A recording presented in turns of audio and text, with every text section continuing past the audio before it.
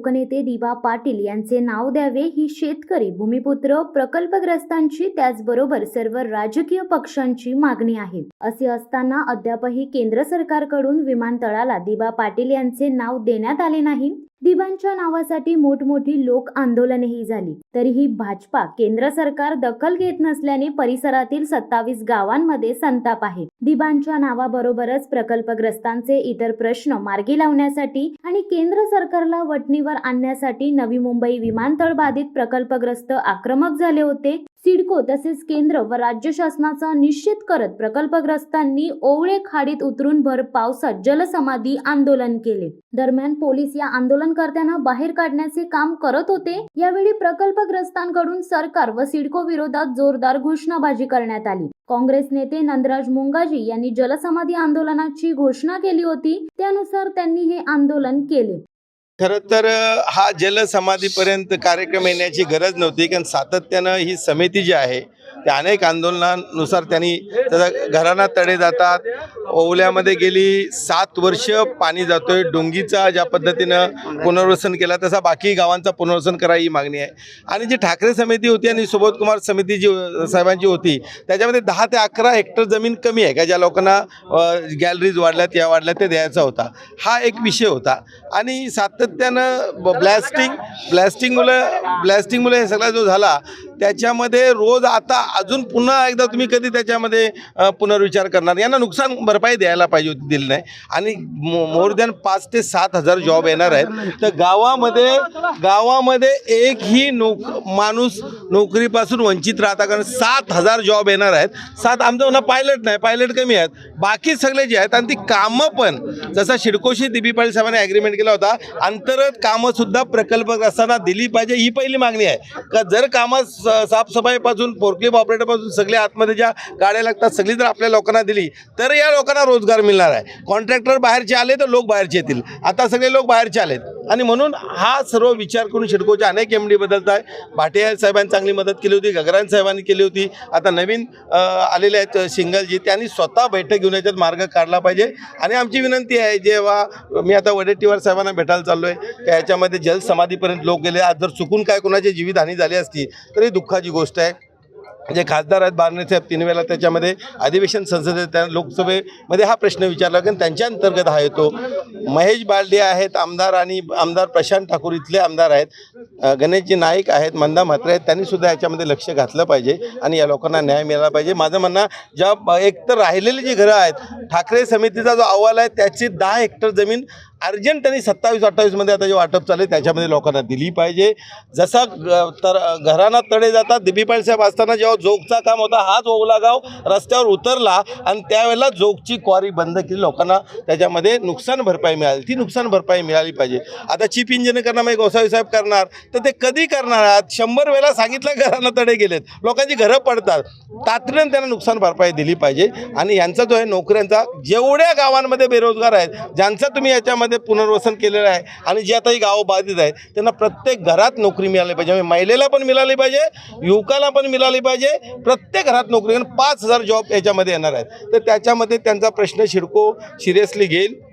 एकनाथजी शिंदे साहेबांनी खरं तर मुख्यमंत्र्यांनी याच्यावर मीटिंग घेणं गरजेचं आहे अशी आमची मागणी आहे। चीफ इंजिनियर लेवलला बोलवतात, आता आल्या त्या असिस्टंट आल्या, त्यांना माहीत नाही इंजिनियर्स, त्यांच्याशी बोलण्यात काय पॉईंट नाही आहे। बा तुम्ही 10 हेक्टर जमीन कधी अवेलेबल करणार, ज्याच्यामध्ये ठाकरे समितीचा निर्णय झाला त्याच्यानुसार ते कारवाई होईल। आणि त्याच्याबरोबर जे आता लोकांचा क्रॅक होतात घरं, त्यांची नुकसान भरपाई तातडीने दिली पाहिजे, जेणेकरून ही पुढे समस्या होऊ नये। 30 तारीख दिली, ती कुणाबरोबर बैठक आहे, ती MDबरोबर आहे का मला माहीत नाही। जे MD घेतात, MDनी घेण्यापेक्षा माझा ना एक मीटिंग दिबा पाटील साहेबांचं नाव लागणं आता 100% कारण आपण देवेंद्र फडणवीसांनी पण इथे येऊन जाहीर केलेला आहे आणि तो राष्ट्रीय लेवलला समजा केंद्र शासनाकडे मुद्दा आहे। बाकी मुद्द्यावर आमची विनंती आहे सगळ्यांना की मुख्यमंत्री साहेब बसले तर हा निर्णय लवकर होईल।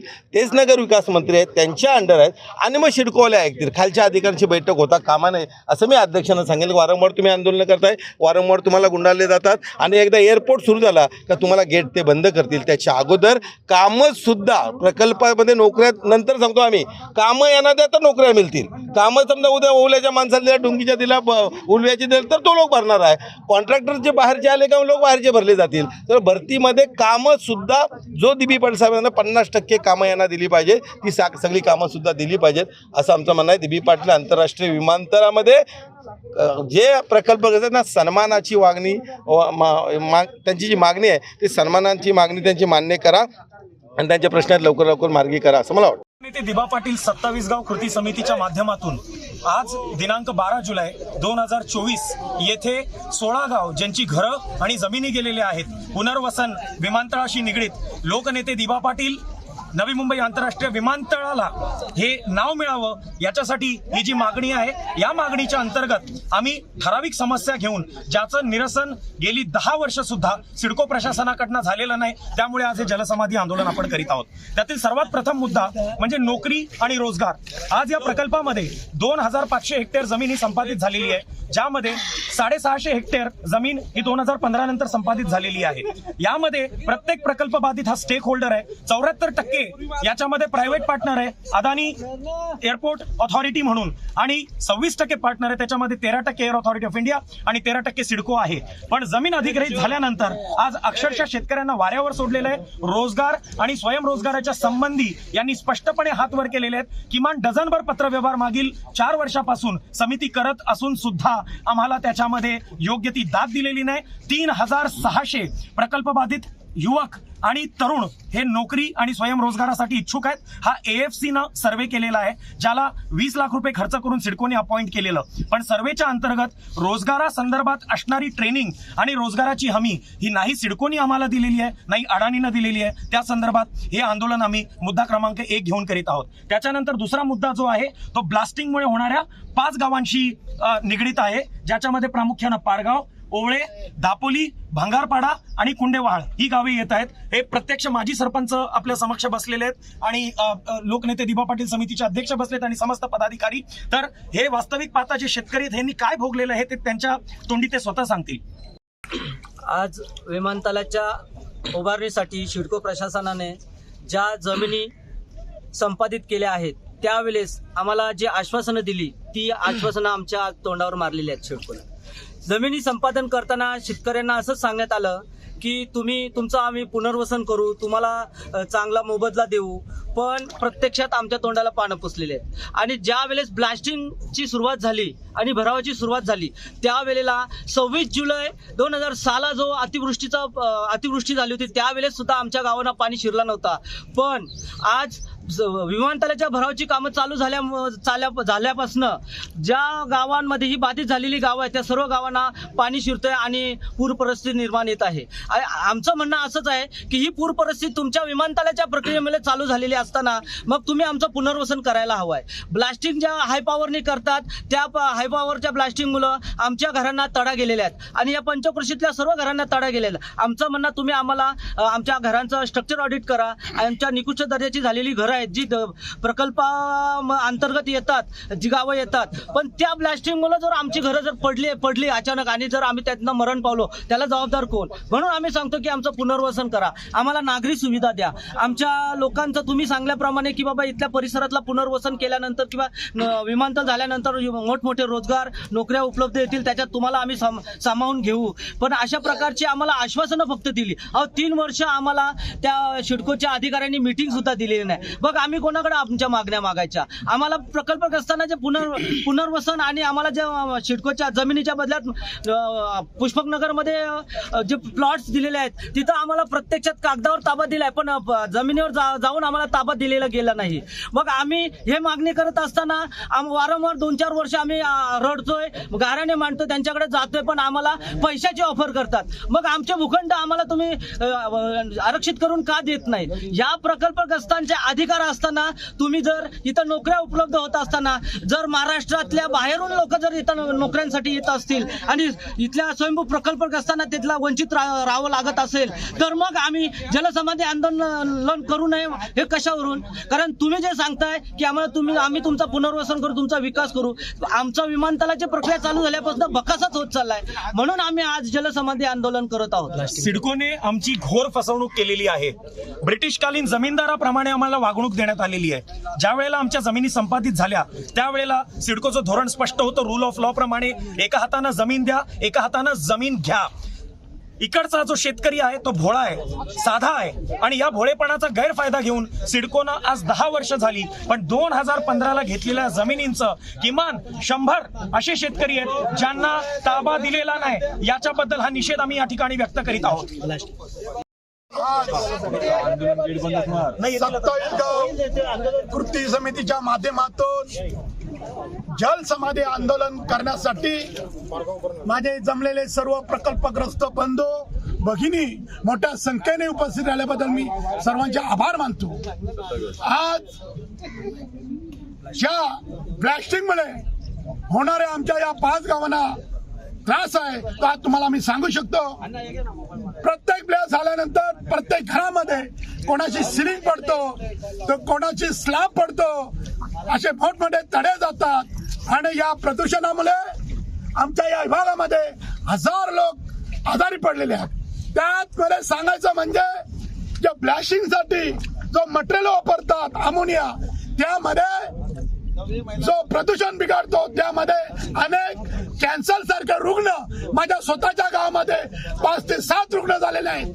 आमच्या या परिसरामध्ये जवळ 15 ते 18 झालेले आहेत. यामध्ये ही दखल कोणाची असेल तर शिडकोने घ्यायला पाहिजे होती, कारण त्या दिवशी मीटिंग झाली त्यामध्ये गोसाई साहेब म्हणाले ब्लास्टिंगचा कोणाला त्रास नाही, पण आज आमच्या घरांना ज्या वेळेला ब्लास्टिंग होते त्या टायमाला माहीत पडतो संपूर्ण घर हलतो, घरांना तडे जातो, जीवित हानी होण्याची दाट शक्यता आहे. तरी सुद्धा हे शिडको प्रशासनाचे अधिकारी यांना लाचलुचपणे म्हणजे इकडनं पैसा मिळतो आणि तिकडे वर्गणा करतो, ब्लास्टिंग मध्ये त्रास होत नाही सांगतात. सेंट्रल गव्हर्नमेंटची आम्ही फौज ठेवलेली आहे, ब्लास्टिंग चांगल्या प्रकारे होतो. पण त्या अधिकाऱ्यांना मी सांगू इच्छितो, तुम्ही ब्लास्टिंगच्या टायमाला आमच्या घरामध्ये थांबा आणि बघा ब्लास्टिंग मध्ये काय होतो आणि तो वास येतो. एक दिवशी जरी तुम्ही तो वास घेतला तुम्हाला खरोखरच कॅन्सर होईल, कारण आम्हाला सतत तुम्ही 6 वर्ष या ब्लास्टिंग मध्ये आम्हाला तुम्ही घाबरवून गेलेले आहेत आणि या भरतीमुळे आमच्या घरांना पाणी जातो, त्यामध्ये नुकसान भरपाई आम्हाला मिळाली पाहिजे.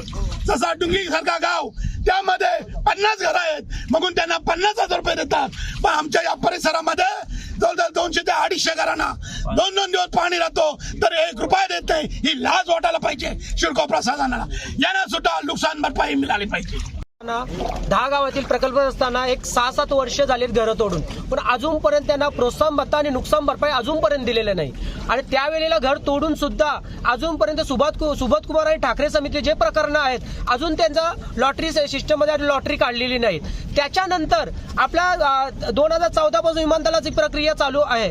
त्याच्यानंतर भूखंड विकसित करण्याची 6 वर्षाची मुदतवाढ दिलेली आहे. या मुदतवाढीमध्ये आपल्या इथल्या प्रकल्प असताना आपल्या प्रकल्प असताना बिल्डिंग बांधण्याचा जास्त प्रमाणात अनुभव नसल्या कारणाने बिल्डिंग बांधायला उशीर होत आहे.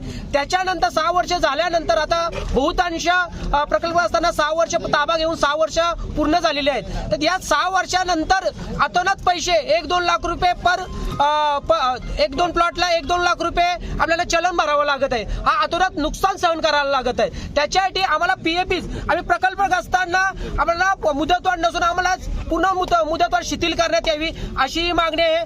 आणि दुसरा मुद्दा म्हणजे महत्वाचा एक मुद्दा या जलसमाधी आंदोलनामध्ये महाराष्ट्र शासनाने केंद्र शासनाकडे प्रस्ताव पाठवला दिवा पाटील साहेबांचा नावाचा, पण अजूनपर्यंत कुठलीही गोष्ट दिवा पाटील साहेबांच्या नावाची अजूनपर्यंत झालेली नाही. म्हणून दिवा पाटील साहेबांचं नाव नाही देत, दिवा पाटील साहेबांचं महाराष्ट्र शासन नाव नाही देत दिवा, म्हणून इथला प्रकल्पग्रस्त पाण्यामध्ये राहिलाय उभा. आणि आम्ही जाहीर शिडकोचा आणि महाराष्ट्र शासनाचा दिवा पाटील नावासाठी न दिल्यामुळे आम्ही जाहीर निषेध करतो. आम्ही 27 गावने जलसमाधीचं आंदोलन इथं पुकारलेलं आहे. तो अशासाठी आता सर्वच इथं आमच्या पदाधिकाऱ्यांनी सांगितलं आहे, आमच्या विविध मागण्या होत्या, त्या मागण्यांचं विवेचन केलंच असेल.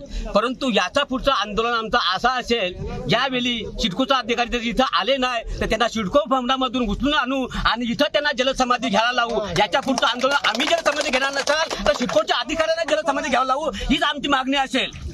आमच्या भागामध्ये बरेच शिकलेले तरुण आहेत, प्रत्येकाने परीक्षा शिकून अभ्यास पूर्ण झाला, पण त्यांना अजून नोकऱ्यांचं आश्वासन दिलेलं नाही. हजारो नोकऱ्या उपलब्ध असणार आहेत, पण आम्हाला आश्वासन दिलेलं नोकऱ्यांचा. त्याचबरोबर आमच्या कोल्हे गावामध्ये टाटा पॉवरच्या जमिनीखाली ज्यांच्या जमिनी गेलेल्या आहेत त्यांना सुद्धा अजून मोबदला भेटलेला नाही. कोपर गावामध्ये ड्रेनेज स्कीममध्ये ज्या जमिनी गेल्या आहेत त्यांचं सुद्धा पुनर्वसन झालेलं आहे. अशा बऱ्याच प्रश्न अजून प्रलंबित आहेत, पण सिडको कांडोला करते आणि आम्हाला वाऱ्यावर सोडलेला आहे. त्याचा सुद्धा हे व्हावा ही आमची इच्छा आहे. 2013च्या भूमी अधिग्रहण कायद्यानुसार जेव्हा एखादा प्रकल्प येतो तेव्हा तिथे त्या प्रकल्पासाठी ज्यांच्या जमिनी गेलेल्या असतात तिथे व्यावसायिक पुनर्वसन होणे गरजेचे असते. जेव्हा इथे नवी मुंबई आंतरराष्ट्रीय विमानतळ आला तेव्हा त्या विमानतळात तिथले मच्छीमार आणि शेती व्यवसाय करणारे अनेक शेतकरी हे व्यवसायापासून वंचित राहिलेले आहेत. त्याच्यामुळे त्या मच्छीमारांना आणि शेतकऱ्यांना व्यावसायिक पुनर्वसन व्हावे ही एक सिडको प्रशासन व महाराष्ट्र शासनाला मागणी असणार आहे आमची. 1969 साली सिडकोनी ज्या वेळेला जमिनी घेतल्या त्यावेळेला प्रत्येक घराला नोकरी आणि प्रत्येक हाताला काम असं एक सिडकोचं लोकांसाठी केलेलं आव्हान होतं. पण सिडकोनी ते आव्हान पाळलं नाही. आज ज्या वेळेला सिडकोनी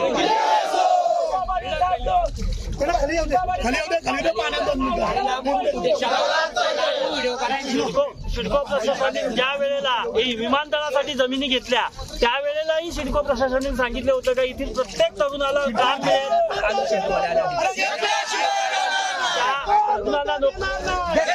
शिवसत्ता टाइम्ससाठी दत्ता मोकल पनवेल.